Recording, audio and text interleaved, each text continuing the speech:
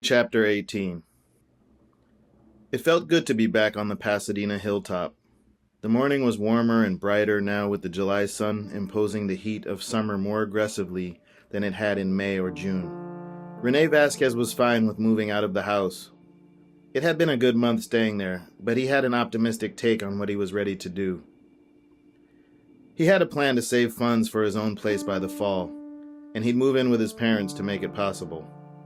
Nothing would change in terms of the Sunday afternoons with the group out behind the house, though. Those afternoon gatherings had taken on the role of a consistent tradition.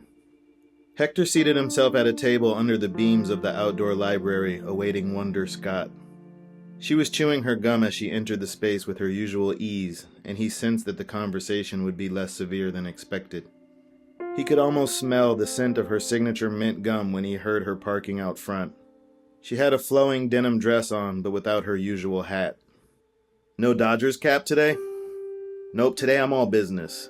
Headed down to the Pasadena city offices to do a bit of lobbying and leveraging for the foundation. I see, he replied. That's a great denim wash.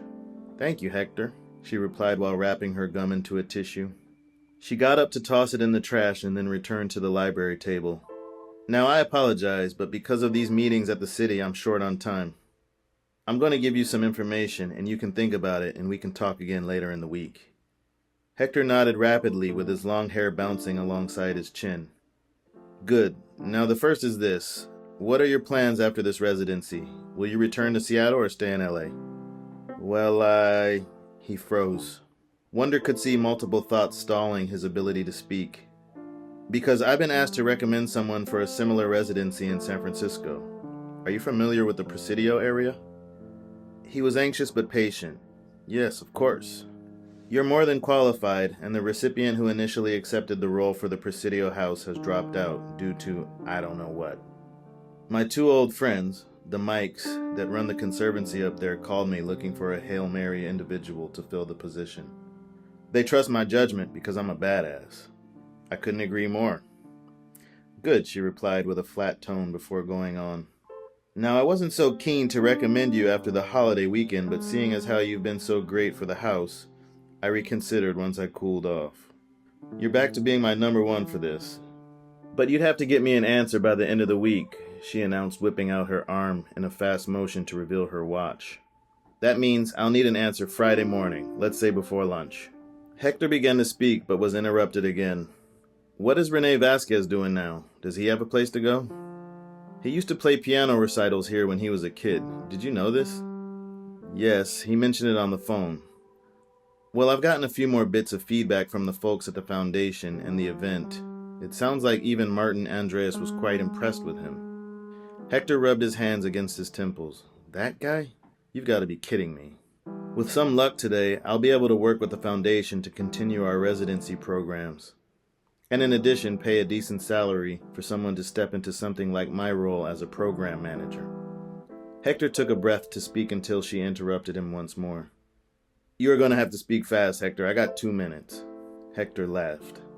Then what is your plan if you're not going to be the director here? I'm taking on a more hands-off role now.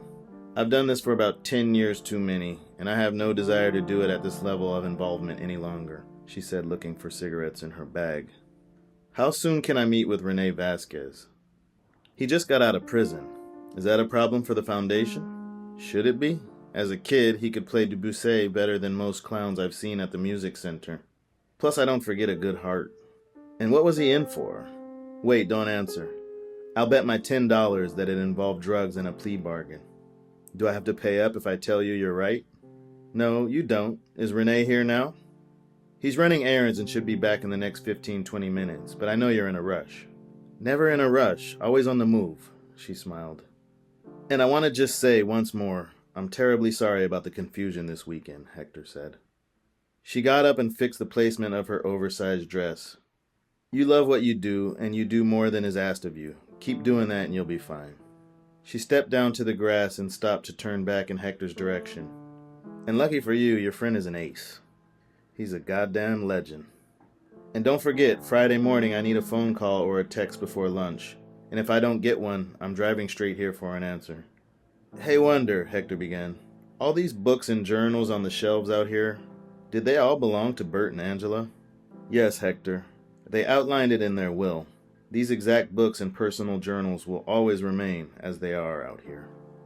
Hector nodded toward the ceiling as an additional question came to mind, which he began to ask out loud until he realized she was already gone.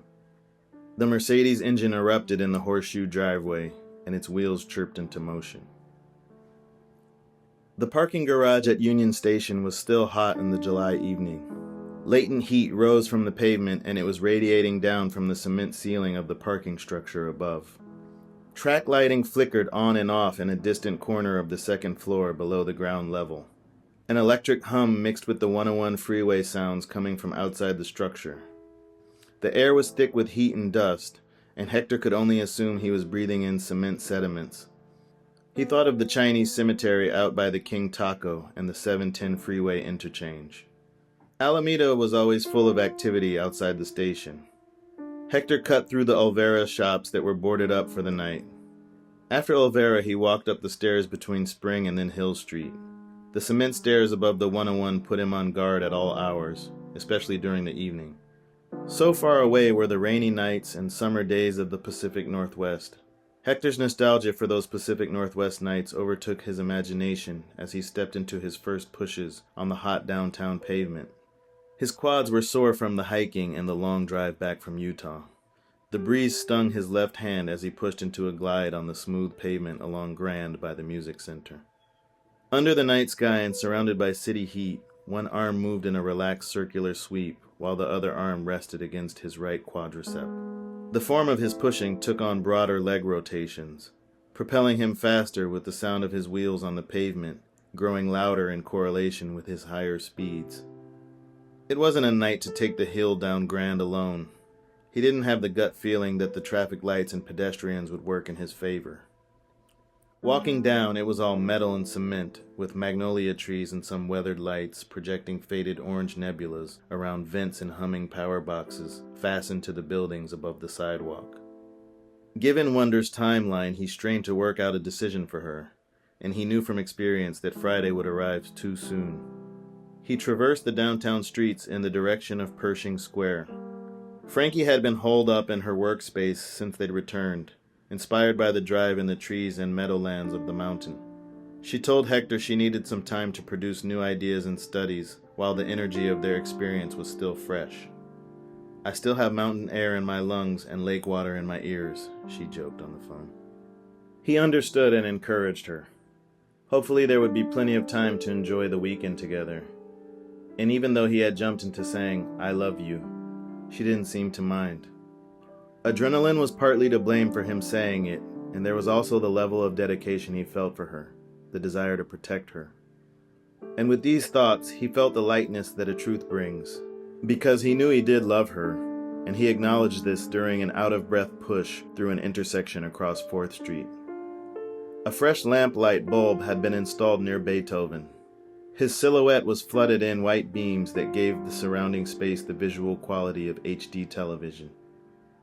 Hector began to squint at the hospital white glow above the statue. He rounded the terraced grass and cement to find Beethoven's face hidden in shadow. The pungent smell of urine hung in the air, but it didn't take long for him to get acclimated. The nerve wires inside his left hand stung until a gust of wind shifted his attention to a past experience. A memory image from a trip to San Francisco appeared on the stage of his imagination. It was a sequence of friends in skate spots near the bay water that began flashing like a dream, powerfully and clearly. When he was 14, between junior high graduation and his freshman year of high school, the opportunity for travel presented itself. Some older friends offered him the chance to jump into an overcapacity Honda Civic to join them pushing through the streets of the city for a few days. His parents were hesitant at first, but eventually caved to his desire since it was too strong to deny. They couldn't say no when they could see he was driven by so much positive force. The trip was 4 days long. It would open his mind and open the scope of his new world view. Until then, San Francisco had seemed so far out of his grasp. He'd rarely left Los Angeles County, and suddenly the Bay would be something attainable and no longer limited to his skate magazines and skate film collection. He looked up at Beethoven once more as a police siren sped down Hill Street, with its lights reflecting off the buildings. In a flash of blue light across the statue's face, Hector was sure he saw it smile, and his answer for wonder arrived abruptly and clearly. The pushes back to Union Station always allowed for deeper exploration of ideas that bubbled up as he swerved around cars and sidewalks. Pushing through city streets had always made him so wildly coherent amidst the pedestrians, cyclists, and cars that there was never room in his mind for entangled abstractions. The endorphin rush and clarity that would always arrive with pushing on his board was unlike anything else, and he'd yet to discover a feeling that came close to it. On this night's walk back to the car, his thoughts bent toward Frankie in San Francisco. His love for her was true, and now the opportunity in San Francisco had opened up for him. Taking on this new opportunity would send him north, but it would also give him some additional time to consider staying in California permanently. Hector turned up Brinton Wood and rolled down the windows before venturing into the late-night traffic and freeway speeds. The air was finally cooling to easier temperatures. It blew his hair the same way the winds had out on the mountain. At that mountain lake, he'd reached an alignment between his heart, his body, and his past, and it had all been sparked by Frankie. And now the truth in him for Frankie hummed alongside his truth to step into the adventure of whatever San Francisco would bring. He knew he wanted to stay with her, and he knew he needed to move to the Presidio.